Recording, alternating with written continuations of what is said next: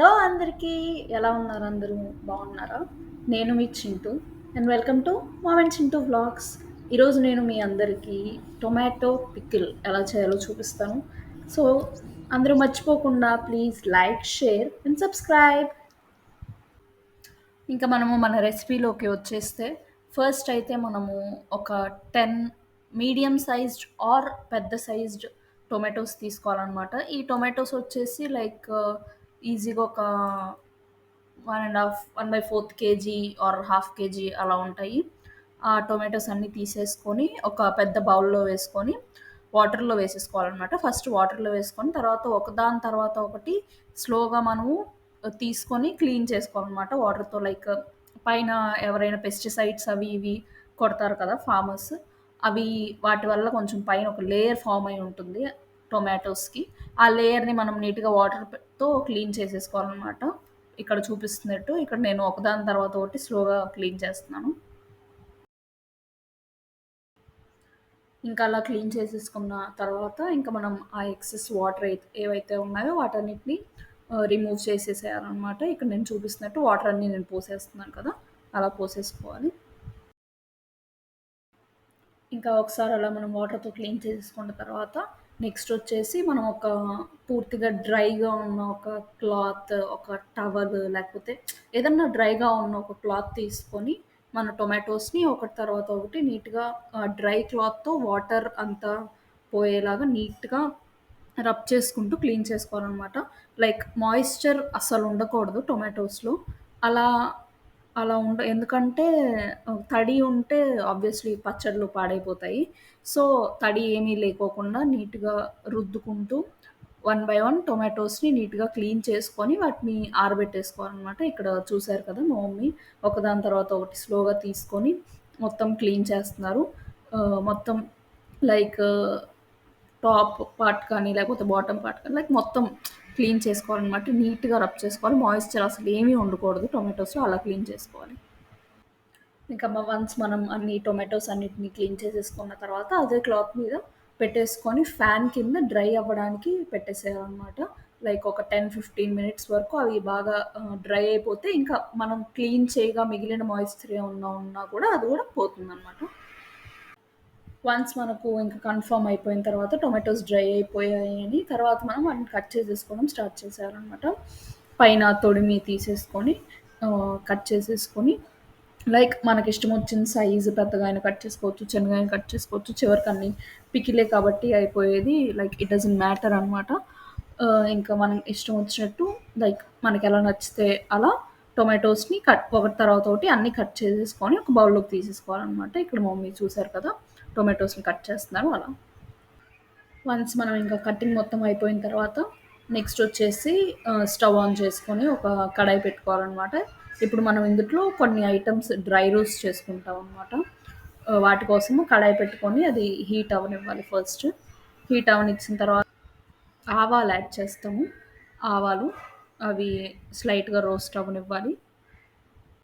ఇంకా ఇక్కడైతే మమ్మీ అప్రాక్సిమేట్‌గా ఒక 4 టేబుల్ స్పూన్స్ ఆఫ్ ఆవాలు వేశారనమాట. ఇంక మనం డిపెండ్స్ అనమాట. మనం తీసుకునే టొమాటోస్‌ని బట్టి అది వేరీ అవుతూ ఉంటుంది. మేము ఒక లైక్ హాఫ్ కేజీ టొమాటోస్ తీసుకున్నాం కాబట్టి వాటికి 4 టేబుల్ స్పూన్స్ ఆఫ్ ఆవాలు వేసింది. తర్వాత ఇక్కడ ఒక 2 టేబుల్ స్పూన్స్ ఆఫ్ మెంతులు వేసిందనమాట. మెంతులు 2 టేబుల్ స్పూన్స్ మాత్రమే వేసుకున్నాము. ఎక్కువ వేసుకుంటే ఆబ్వియస్లీ చేదొచ్చేస్తుంది కాబట్టి 2 టేబుల్ స్పూన్స్ ఆఫ్ మెంతులు యాడ్ చేసుకోవాలి. ఆ తర్వాత 2 టేబుల్ స్పూన్స్ ఆఫ్ జీలకర్ర యాడ్ చేశారు మా మమ్మీ. ఇంకా అది కూడా యాడ్ చేసేసిన తర్వాత వీటన్నిటిని నీట్‌గా డ్రై రోస్ట్ చేసుకోవాలనమాట. సిమ్‌లోనే పెట్టుకొని డ్రై రోస్ట్ చేసుకోవాలి. లేకపోతే మాడిపోతాయి. కాబట్టి సిమ్‌లో పెట్టుకొని డ్రై రోస్ట్ చేసేసుకొని మనకొక మంచి స్మెల్ వస్తుందనమాట. మనకు అర్థమైపోతుంది లైక్ ఇవి రోస్ట్ అయిపోయాయి బాగా అన్నప్పుడు. అవి పక్కకు తీసేసుకొని ఒక మిక్సీ జార్‌లో వేసేసుకొని ఒక ఫైన్ పౌడర్ కింద గ్రైండ్ చేసేసుకోవాలి. ఇంకేమొచ్చేసి మనం ఇందాక కట్ చేసి పెట్టుకున్న టొమాటోస్ అనమాట. ఇప్పుడు మనం వీటిని ఫ్రై చేసుకోవాలి. కాబట్టి వీటి కోసం నేను ఇందాక వాడిన సేమ్ కడాయే యూజ్ చేస్తున్నాను. ఆ కడాయి తీసేసుకొని అందులో మనం ఆయిల్ పోర్ చేసుకోవాలనమాట. లైక్ ఎస్టిమేషన్ ఇన్ని టొమాటోస్‌కి ఎంత ఆయిల్ అయితే పడుతుందో లైక్ మనం చూస్తే మనకు అర్థమైపోతుంది. అంత ఆయిల్ పోసేసుకొని ఆయిల్‌ని హీట్ అవ్వనివ్వాలనమాట. వన్స్ ఆ ఆయిల్ హీట్ అయిపోయిన తర్వాత ఇందాక మనం కట్ చేసి పెట్టుకున్న టొమాటోస్ ఏవైతే ఉన్నాయో అవి ఇందులో వేసేసుకొని ఫ్రై చేసుకోవాలి. మనము ఈ టొమాటోస్‌ని లో టు మీడియం ఫ్లేమ్‌లో పెట్టుకొని మాత్రమే ఫ్రై చేసుకోవాలనమాట. హై ఫ్లేమ్‌లో అస్సలు పెట్టుకోకూడదు. స్లోగా స్లో కుక్ మాత్రమే చేసుకోవాలి. హై ఫ్లేమ్‌లో పెడితే మాడిపోతాయి. అండ్ సరిగ్గా కుక్ కూడా అవ్వవు. అందుకే లో టు మీడియం ఫ్లేమ్‌లో పెట్టుకొని దీన్ని టమాటోస్‌ని నీట్‌గా కలుపుకుంటూ ఫ్రై చేసుకోవాలనమాట. తర్వాత ఇందులో ఒక 2 టేబుల్ స్పూన్స్ ఆఫ్ ఉప్పు యాడ్ చేసుకోవాలనమాట. ఇక్కడొచ్చేసి మా మమ్మీ కల్లుప్పు ఆర్ రాళ్ళుప్పు అని కూడా అంటారు కదా! అది యాడ్ చేస్తున్నాననమాట. పచ్చళ్ళల్లో ఇది యాడ్ చేసుకుంటే లైక్ కొంచెం టేస్ట్ అది బావుంటుంది. Comparing to normal salt. Like మనిష్టం అది. బట్ వి ప్రిఫర్ కల్లుప్పు అనమాట. నెక్స్ట్ ఏమో ఇందులో ఒక చిన్న 2 టీ స్పూన్స్ పసుపు యాడ్ చేస్తున్నాననమాట. మా మమ్మీ పసుపు యాడ్ చేసుకొని మొత్తాన్ని బాగా మిక్స్ చేసుకోవాలి. మీరక్కడ చూస్తున్నారు కదా! వాటర్ రిలీజ్ అవుతుంది. లైక్ మనం సాల్ట్ యాడ్ చేసే కొద్దీ దాంట్లో వాటర్ కంటెంట్ ఇంకా బయటకొచ్చేస్తూ ఉంటుంది.